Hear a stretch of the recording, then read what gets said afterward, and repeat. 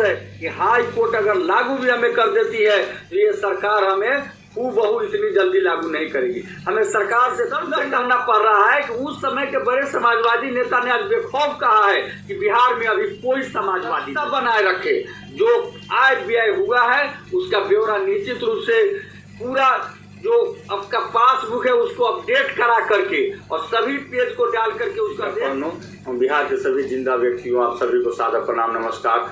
सबसे पहले आज से ठीक 50 वर्ष पहले 18 मार्च 1974 को जेपी आंदोलन की शुरुआत में पटना में छात्रों पर बर्बर लाठीचार्ज के दौरान जो शहीद हुए 7 छात्र, उन 7 के प्रति मैं सादर नमन करता हूं, उनको हृदय से श्रद्धांजलि अर्पित करता हूं जिन्होंने 74 के आंदोलन को नींव रखी थी।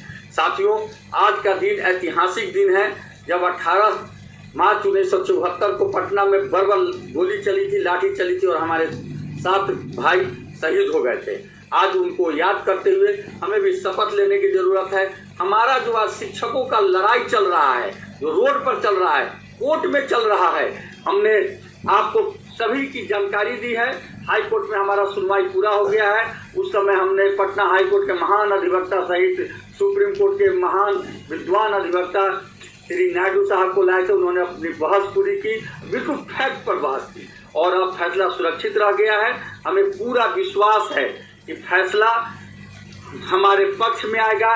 हमें वेतन निरंतरता का लाभ मिलेगा, हमें राजकर्मी का दर्जा मिलेगा, हमें अन्य जो सुविधाएं है वो मिलेगा, ऐसी पूरा विश्वास है। लेकिन अब तमाम साथियों को एक बात कहना चाहता हूं कि आज बिहार के राजनीति में सत्ता पक्ष या विपक्ष जितने भी नेता हैं, चाहे वो लालू जी हो, नीतीश जी हो, सुशील मोदी जी हो, वशिष्ठ नारायण जी हो, शिवानंद तिवारी जी हो, सभी 74 के उठे हुए नेता हैं और आज बड़े ही क्या कहे शर्म से कहना पड़ रहा है कि उस समय के बड़े समाजवादी नेता ने आज बेखौफ कहा है कि बिहार में अभी कोई समाजवादी नेता नहीं है। यानी समाजवाद से उपजे हुए नेता समाजवाद को खत्म कर दिए।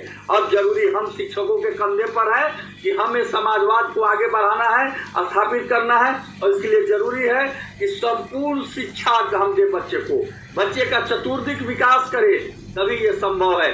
इसलिए आप तमाम साथियों से आग्रह है कि आप कमर कस के तैयार रहे कि हम लड़ाई भी लड़ेंगे और हम बच्चे का पढ़ाई भी करेंगे, उनका चतुर्दिक विकास करेंगे, क्योंकि हमें पूरा विश्वास है कि हाई कोर्ट अगर लागू भी हमें कर देती है तो ये सरकार हमें हूबहू इतनी जल्दी लागू नहीं करेगी। हमें सरकार से पुनः लड़ना होगा। इसके लिए आपको आगे आना होगा।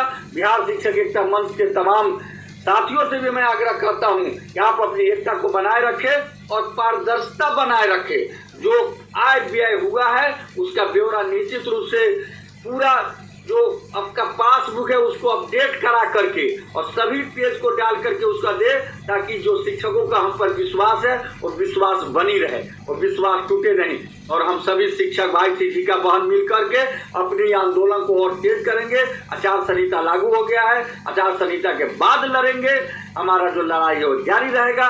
अभी हम लोग संगठन को मजबूत करने में लगेंगे और बहुत जल्द हम लोग अपनी सारी मांगों को लेकर रहेंगे। एक बार पुनः परम पूज्य जेपी को याद करते हुए आज 18 मार्च 1974 के सभी आंदोलनकारियों को, सभी शहीद भाइयों को सादर प्रणाम नमस्कार। और एक बार पुनः इंकलाब जिंदाबाद, शिक्षक एकता जिंदाबाद। आप जैसे पहले विश्वास किए हैं हम पर, वैसे ही आगे भी अपना विश्वास बनाए रखिए, अपना आशीर्वाद बनाए रखिए।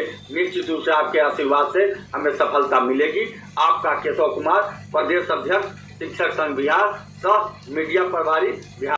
पहले आ जाए तो अच्छी बात है, होली हम लोग का अच्छा से कटे, परंतु अब तो माननीय न्यायालय के क्षेत्राधिकार को आशा है न्यायालय हम लोगों को राहत देगी। अगर जो भी राहत मिले या तो पूरा एक्ट या जो, इस पर तो हम अभी नहीं बता। हेलो, ऑनरेबल जस्टिस के जुरिस्डिक्शन का क्षेत्र है और हम लोग को बस इंतज़ार करना है। उम्मीद है होली के बाद हम लोगों को खुशखबरी मिलेगी और बहुत जल्द मिलेगी।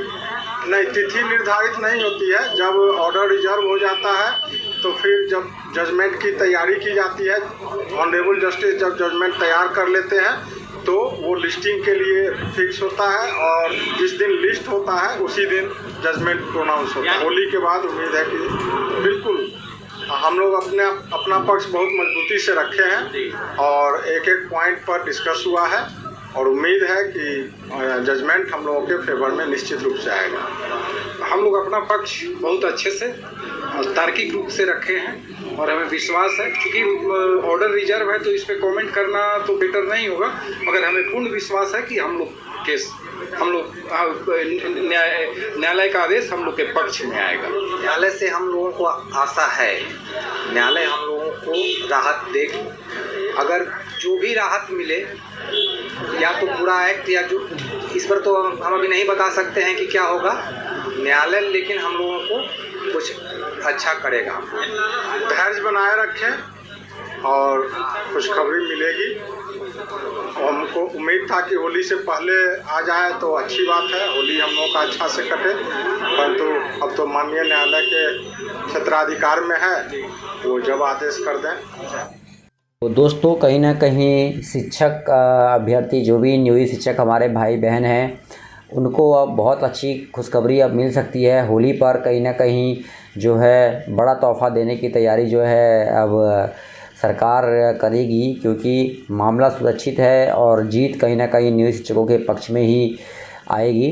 तो उम्मीद और आसार लगाए जा रहे हैं कि जिस प्रकार से कोर्ट में सुनवाई हुई और सरकार के अधिवक्ता और नियोजित शिक्षकों के अधिवक्ता के बीच में काफ़ी बहस भी चली। लंबे समय तक ये बहस चलती रही और लंबे समय तक बहस चलने के बाद जो निर्णायक बात सामने आई वो यही आई कि मामला को सुरक्षित रखा जाए। और अब हम कह सकते हैं कि ये जो मामला है उस पर फिर से होली के बाद जो है बहस होगी, सुनवाई होगी और पूरा का पूरा उम्मीद लगाया जा रहा है कि नियोजित शिक्षकों के पक्ष में जो है वो फैसला आने के पूरे आसार हैं। तो वीडियो को शेयर कीजिए, पल पल की अपडेट के लिए जुड़े रहिए दोस्तों। इस वीडियो में इतना ही, धन्यवाद। जय हिंद, जय भारत।